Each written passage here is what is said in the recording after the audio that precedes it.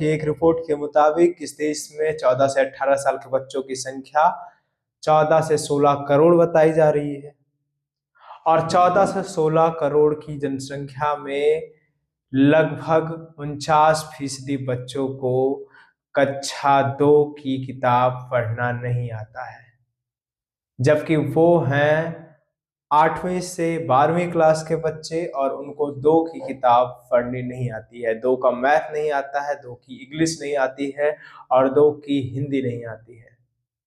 वो चाहे ग्रामीण अंचल के हों, चाहे शहरी इलाके के बच्चे हों, उनका भविष्य यही है।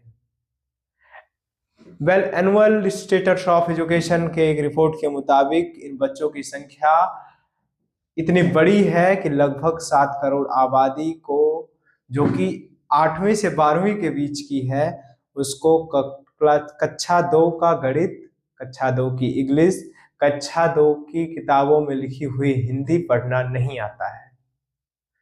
मतलब ये मेरा दिमाग हिल गया जब मैंने इस रिपोर्ट के बारे में जानने का प्रयास किया और इस रिपोर्ट को देखा हमने। एनुअल स्टेटस ऑफ एजुकेशन की इस रिपोर्ट के मुताबिक इस देश में लगभग 7 करोड़ बच्चे, जो कि 14 से 18 की उम्र के हैं, यानी कि 14 करोड़ बच्चे हैं, उनमें से 7 करोड़ बच्चे, 49% लगभग बच्चे पढ़ना नहीं जानते हैं। ये कितना खतरनाक है इस देश के लिए, ये सोचने पर विवश हो जाएंगे आप भी इस पूरी रिपोर्ट को समझेंगे तो। और ये लगभग जो बच्चे हैं, ये कुछ बच्चे, लगभग 30% बच्चे सरकारी स्कूलों में पढ़ते हैं, यानी कि प्राथमिक, उच्च माध्यमिक और माध्यमिक के बच्चे हैं, हाई सेकेंडरी के बच्चे हैं, यानी कि 8 to 12 के जितने भी बच्चे हैं उनमें 7 करोड़ बच्चे ऐसे हैं जो कि पढ़ना नहीं जानते। इस रिपोर्ट में ये साफ किया गया है कि ये बच्चे पढ़ना ही नहीं जानते हैं, बाकी सब कुछ करना जानते हैं। इनका बौद्धिक स्तर और बौद्धिक चेतना का स्तर इतना ज्यादा है कि ये फोन पर कुछ भी कर सकते हैं।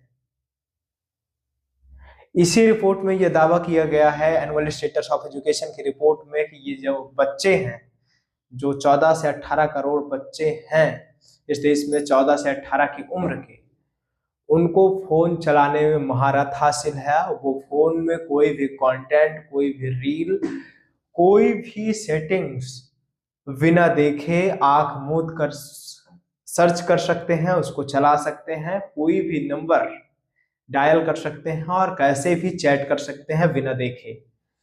इन बच्चों में 25% बच्चों की संख्या, अगर मैं बच्चे कह रहा हूं तो इसका मतलब आधे बच्चे आधी बच्चियां भी, इनमें आधे बच्चे और आधी बच्चियों की संख्या चैटिंग में महारत हासिल है इनको।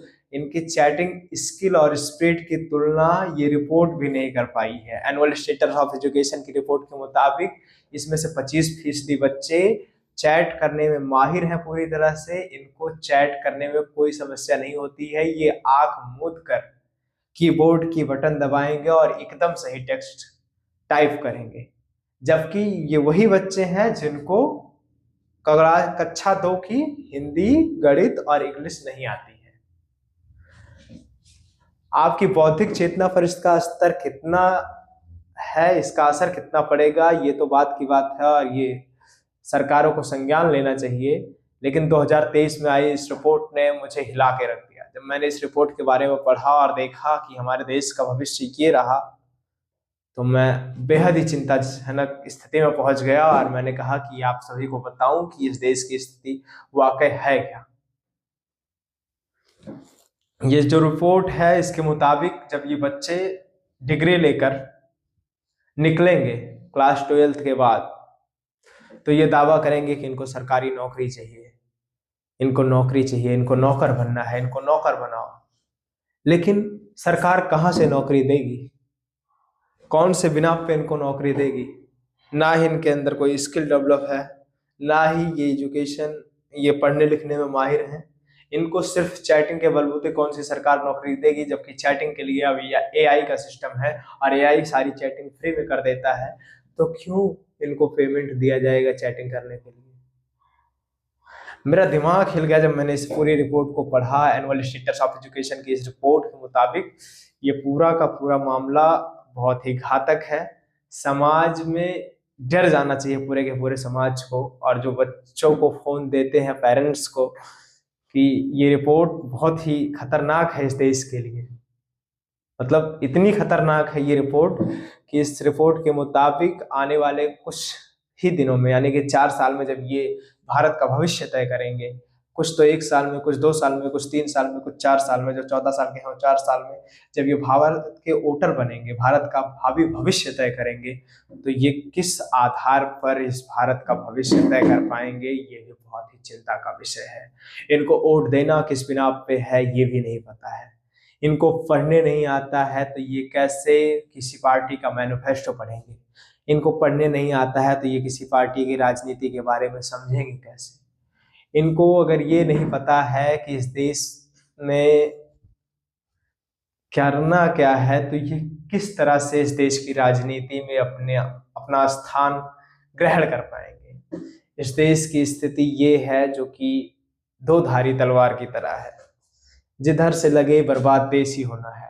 आप बताइए मुझे, इस देश की एजुकेशन मैगोलिक पद्धति शिक्षा इतनी गिर गई है कि इसका स्टेटस ये है कि सरकार ना इसको बदल रही है, क्योंकि सरकार को इससे बहुत लाभ है।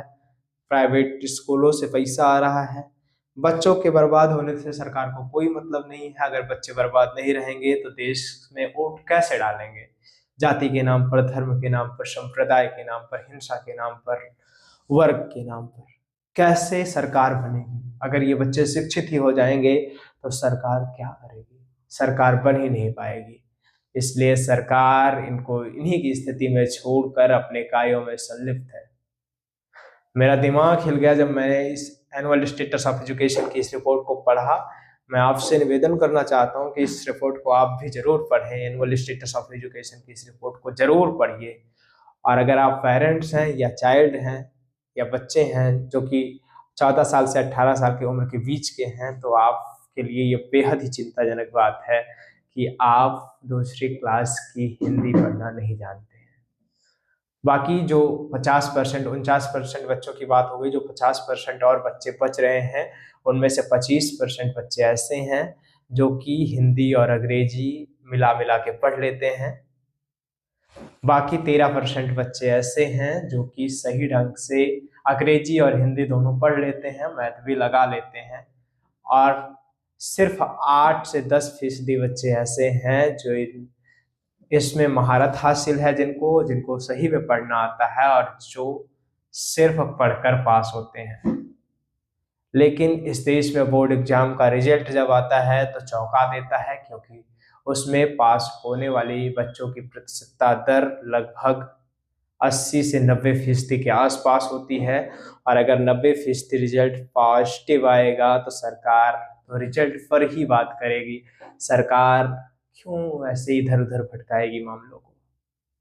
तो आप इस रिजल्ट आने की प्रक्रिया के विषय में, पेपर में ये बच्चे पास कैसे होते हैं, नकल होता है या पेपर बहुत ही आसान हो जाता है, जो दूसरी कक्षा के नकल करके पास हो सकते हैं, ऐसा हो जाता है, या इनके हाथों में नकल बोर्ड परीक्षा के समय स्मार्टफोन होते हैं जिसपे ये चैटिंग करके क्वेश्चनों का आंसर जान लिया करते हैं।